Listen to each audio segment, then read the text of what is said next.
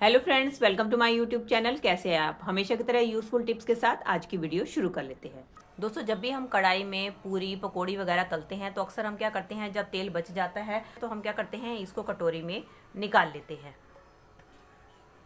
और इस तरीके से इस कढ़ाई को हम बर्तनों में डाल देते हैं साफ़ करने के लिए। जिससे कारण क्या होता है कि जब हम इसको साफ़ करते हैं तो हमारा स्क्रबर भी सारा ख़राब हो जाता है और उसी चिकने स्क्रबर से हमारे सारे बर्तन भी चिकने हो जाते हैं, जिनको साफ़ करने के लिए हमारा बहुत सारा टाइम तो ख़राब होता है और हमारा बहुत सारा डिश जेल भी ख़राब हो जाता है। तो उसके लिए बहुत बढ़िया ट्रिक है कि आपने इसको इस तरीके से बर्तन में नहीं डालना। उसके लिए आपने लेना है थोड़ा सा आटा, और थोड़ा सा आटा लेने के बाद आपने अपने सारे बर्तन को इससे साफ़ कर देना है।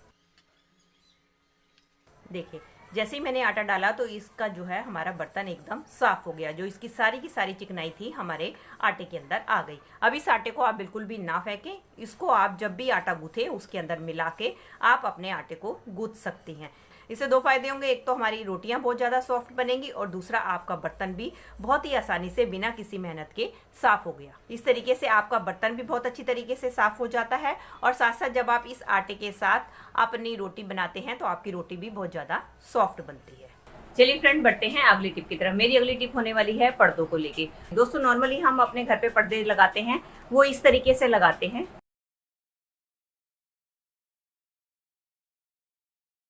लेकिन दोस्तों, उससे क्या दिक्कत आती है, जैसे ही पर्दा इधर उधर हिलता डुलता है तो आपने देखा है पर्दे के बीच में इस तरीके से गैप आ जाता है और इससे कारण क्या होता है, जो इसके पीछे कोई भी जो भी सामान रखा है वो विजिबल होना शुरू हो जाता है, जिसको ढकने के लिए हमने पर्दे का इस्तेमाल किया है।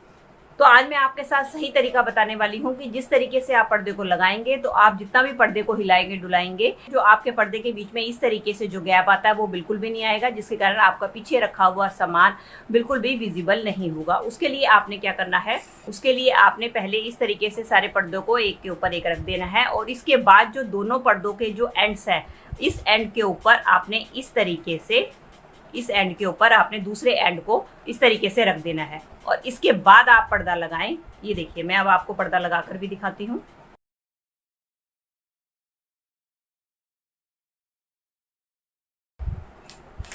अब आप देख सकते हैं मैंने पर्दे को लगा ली है। अब आप देख सकते हैं इसके बीच में आपको कहीं भी गैप दिखाई नहीं देगा, आपको पता भी नहीं चलेगा कि कहाँ आपके पर्दे का ज्वाइंट है। इस तरीके से आप पर्दा लगाएंगे और इसको आप जितना मर्जी हिलाएंगे डुलाएंगे तो आप देखेंगे कि आपके बीच वाले हिस्से में बिल्कुल भी गैप नहीं दिखाई देगा, जिसके कारण पीछे रखी हुई चीज़ आप। दोस्तों, अगली टिप होने वाली है बिंदी को लेके। बिंदी तो हम सब लेडीज लगाती हैं और बिंदी का हमारे पास होता भी बहुत सारा कलेक्शन है, लेकिन सारी बिंदी एट ए टाइम पे तो यूज़ होती नहीं, तो कुछ बिंदी के पत्ते हमारे इसी तरीके से पड़े रह जाते हैं और जब हम उनको लगाने लगते हैं तो अक्सर आपने कई बार देखा है इसके अंदर गम जो है इतनी ज़्यादा हार्ड हो जाती है और जब हम इसको निकालने लगते हैं तो बिंदी हमारी निकलती नहीं है। तो इसका सिंपल जुगाड़ है कि आप जब भी अपने कुकर में कुछ खाना वगैरह बनाएं तो आपने देखा है जब खाना हमारा बन जाता है तो हमारा कुकर काफ़ी लंबे टाइम तक गर्म रहता है। तो आपने क्या करना है, इस पत्ते को आपने हल्का हल्का सा कुकर के ऊपर इस तरीके से हल्का सा थोड़ी देर के लिए इस तरीके से रख देना है। इससे क्या होगी, इसके अंदर की जो गम है वो मेल्ट हो जाएगी और जब आप इसको निकाल कर अपने माथे पे लगाएंगी तो ये बहुत ही आसानी से इसमें से निकल जाएगी। चलिए फ्रेंड, बढ़ते हैं अगली टिप की तरफ। मेरी अगली टिप होने वाली है इस तरीके के प्लास्टिक के डिब्बे को लेके, जिसका इस्तेमाल तो हम सब अपने घर पे करते हैं, लेकिन कई बार क्या होता है कि इनकी लिड टूट जाती है तो हम क्या करते हैं, इनको उठाकर कबाड़ में फेंक देते हैं। तो आज इसका बहुत ही बढ़िया रीयूज आपके साथ शेयर करने वाली हूँ। उसके लिए आपने लेने हैं कोई भी इस तरीके से 2 ढक्कन और अब हमें चाहिए होगी डबल साइडेड टेप। अब हम क्या करेंगे, इन दोनों ढक्कन के पीछे इस तरीके से डबल साइडेड टेप को लगा देंगे और डबल साइडेड टेप लगाने के बाद अब ये जो ढक्कन है हमें चिपका देने हैं अपने इस कंटेनर के दोनों साइड्स पे। अब हम पॉलिथीन लेकर इस ढक्कन के दोनों साइड पे इस तरीके से फंसा देंगे। अब ये देख सकते हैं दोस्तों, अब फ्री में ही हमारा घर पे एक ये डस्टबिन बनकर तैयार हो गया है। इसका इस्तेमाल जैसे आप नॉर्मली डस्टबिन की तरह करते हैं कर सकते हैं। चलिए फ्रेंड, बढ़ते हैं अगली टिप की तरफ। अगली टिप में मैंने इस तरीके की एक बोतल ली है और उसके अंदर भर लिया है पानी। अब हमें क्या करना है, अब हमें लेने हैं इस तरीके के फॉइल पेपर के छोटे छोटे टुकड़े और इसके बाद अब हमने क्या करना है, इस फॉइल पेपर की बना लेनी है हमने छोटी छोटी सी बॉल्स और बॉल्स बनाकर हमें क्या करना है, इस बोतल के अंदर इन बॉल्स को डाल देना है। ये देखिए, इस तरीके से हमने बॉल्स को डाल दिया है।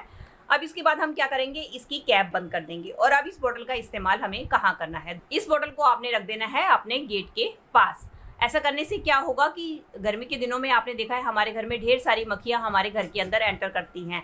तो अगर आप इस तरीके की बोतल रख देंगे तो क्या होगा कि मक्खियाँ जो है आपके घर के अंदर नहीं आएंगी, क्योंकि इस तरीके से बोतल रखने से क्या होता है कि जब कोई भी इंसेक्ट इसके सामने आता है तो इसका रिफ्लेक्शन उसके ऊपर पड़ता है, जिसके कारण उसको अपनी जो आकृति है इसके अंदर दिखाई देती है, जिसके कारण वो इसको देख के डर जाता है और इससे दूर भागता है और आपके घर के अंदर एंटर नहीं करता है। तो इस तरीके से आप इसको दरवाजे पे रखेंगे तो उससे आपकी जो मक्खियां हैं आपके घर के अंदर नहीं आएंगी, एकदम दूर भाग जाएंगी। और दूसरा, अगर आपके घर के आसपास कुत्ता भी आकर सुसु करता है तो जब आप इसको भी अपने गेट के पास रखेंगी तो आप देखेंगे कि कुत्ता आएगा तो सही, लेकिन आपके गेट के पास बिल्कुल भी सुसु करके नहीं जाएगा और इसको देख के वो एकदम डरकर भाग जाएगा। आपने देखा होगा कई घरों के बाहर आपको इस तरीके की पानी की बोतलें रखी हुई मिल जाएंगी, तो उसको रखने का कारण यही होता है।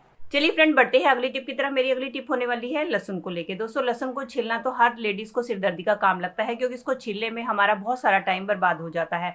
तो आज मैं आपके साथ बहुत ही बढ़िया ट्रिक शेयर करने वाली हूँ, जिसकी मदद से आप लहसुन को मिनटों में ही छील पाएंगे और आपका घंटों का काम मिनटों में हो जाएगा। तो उसके लिए आपने क्या करना है, उसके लिए पहले आपने लहसुन को ले लेना है और इसको हमने कलियों से अलग कर लेना। इस तरीके से लहसुन को कलियों में अलग करने से हमारा एक ये फायदा होता है कि हमें लहसुन छीलने में बहुत ही आसानी हो जाती है।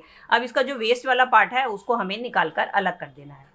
अब हमें क्या करना है, अब हमें लेनी है इस तरीके से कोई भी कटोरी या बाउल आप ले सकते हैं। उसके बाद आपने जितनी भी लहसुन की कलियों को छीलना है उसको आपने इसके अंदर डाल देना है। डालने के बाद अब हमें क्या करना है, अब हमें लेना है थोड़ा सा पानी, और पानी लेके हम क्या करेंगे, इन लहसुन की कलियों को थोड़ा सा हमें गीला करना है। ये देखिए, और पानी को हमने अच्छी तरीके से लहसुन के साथ मिला देना है। अब हम क्या करेंगे, अब हम लेंगे कुकर और कुकर के अंदर थोड़ा सा पानी डालकर अब हम गैस के ऊपर चढ़ा देंगे और कुकर के पानी को अच्छी तरीके से बॉयल कर लेंगे।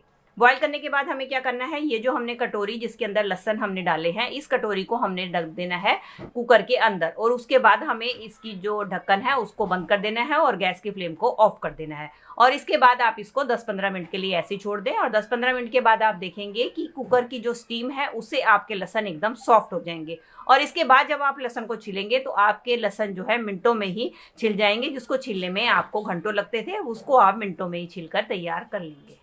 दोस्तों, ये थी मेरी आज की वीडियो। आई होप आपके लिए यूजफुल रही होगी। तो दोस्तों, अगर आपको मेरी वीडियो आज थोड़ी सी भी हेल्पफुल लगी है तो इसे एक लाइक दीजिएगा और ज़्यादा से ज़्यादा शेयर और कमेंट कीजिएगा। और अगर आप मेरे चैनल से जुड़े रहना चाहते हैं और इसी तरीके की यूजफुल वीडियो देखना चाहते हैं तो बेल आइकन के साथ मेरे चैनल को भी सब्सक्राइब कर दीजिएगा। मिलती हूँ नए टॉपिक और नई वीडियो के साथ। Till then take care and bye bye.